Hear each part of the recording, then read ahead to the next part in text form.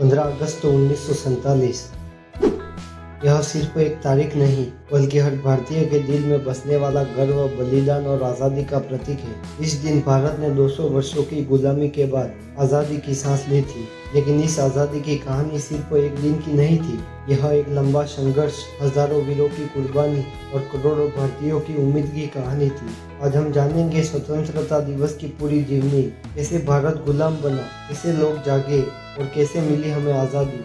सब कुछ शुरू हुआ 1600 ईस्वी में, जब British East India company Bharat आई। शुरुआत में वो सिर्फ व्यापार करने आए थे, मसाले, कपड़ा और चाय के लिए, लेकिन धीरे धीरे वो व्यापार से शासन तक पहुंच गए। 1757 की पलासी की लड़ाई में उन्होंने बंगाल पर अधिकार किया। 1765 में बंगाल, बिहार और उड़ीसा की दीवानी मिल गई और फिर तो कंपनी ने धीरे धीरे पूरे भारत को अपने शिकंजे में जकड़ लिया। ब्रिटिश हुकूमत ने भारतीयों पर तरह तरह के टैक्स लगाए, हमारी संस्कृति, व्यापार और आत्मसम्मान को कुचलने की कोशिश की। पर 1857 में भारत की धरती पर क्रांति की पहली चिंगारी फूटी। इसका नेतृत्व किया मंगल पांडे ने। उन्होंने अंग्रेजों की गोली चलाने से इनकार किया और फिर अपने अफसर पर हमला कर दिया। यह एक इशारा था, अब भारत चुप नहीं रहेगा। इस संग्राम में कई नायकों ने हिस्सा लिया। रानी लक्ष्मीबाई, मैं अपनी झांसी नहीं दूंगी, नाना साहेब, बाजीराव द्वितीय, तात्या टोपे, बेगम हजरत महल जैसे कई वीरों ने भी युद्ध किया, लेकिन यह विद्रोह दबा दिया गया और अंग्रेजों ने 1858 में सीधे भारत पर शासन शुरू किया। 1885 में बनी भारतीय राष्ट्रीय कांग्रेस, जिसका उद्देश्य था अंग्रेजों से अधिकार की मांग करना। धीरे धीरे आंदोलन तेज हुई।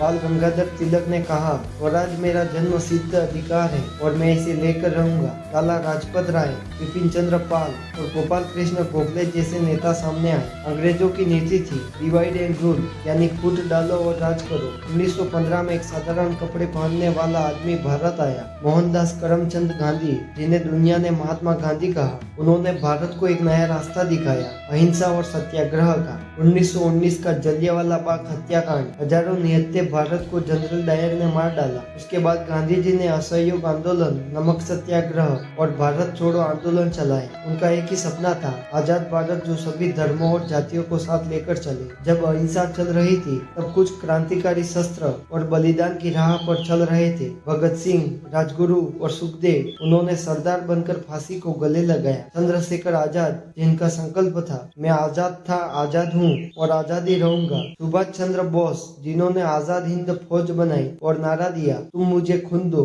मैं तुम्हें आजादी दूंगा। इन सभी वीरों की कुर्बानी ने पूरे देश में एक लहर पैदा कर दी थी। द्वितीय विश्व युद्ध के बाद अंग्रेज थक चुके थे, अंदर से भी और बाहर से भी। ब्रिटिश शासन पर दबाव बढ़ रहा था। 1947 में अंग्रेजों ने भारत को आजाद करने का निर्णय लिया, लेकिन साथ ही देश को बांटने का भी। भारत दो हिस्सों में बटा, भारत और पाकिस्तान। 15 अगस्त 1947 की आधी रात को पंडित जवाहरलाल नेहरू ने लाल किले से तिरंगा फहराया और कहा, at the stroke of midnight hour, when the world sleeps, India will awake to life and freedom. आधी रात के समय, जब दुनिया सो रही होगी, भारत जीवन और स्वतंत्रता के लिए जागेगा। 15 अगस्त सिर्फ तिरंगा फहराना या भाषण देने का दिन नहीं है, यह एक याद दिलाने वाला दिन है कि हमारी आजादी लाखों बलिदानों की देन है। ये दिन हमें याद दिलाता है संविधान, लोकतंत्र और एकता की कीमत। ये दिन हमें प्रेरित करता है कि हम भी अपने देश के लिए कुछ करें, जैसे हमारे पूर्वजों ने किया। तो दोस्तों, अगर आपको ये वीडियो पसंद आया हो तो इसे लाइक, शेयर और कमेंट जरूर करें और हमें बताएं कि आपके लिए आजादी का क्या मतलब है। हम सब मिलकर संकल्प लें कि अपने देश को और महान बनाएंगे। जय हिंद, जय भारत।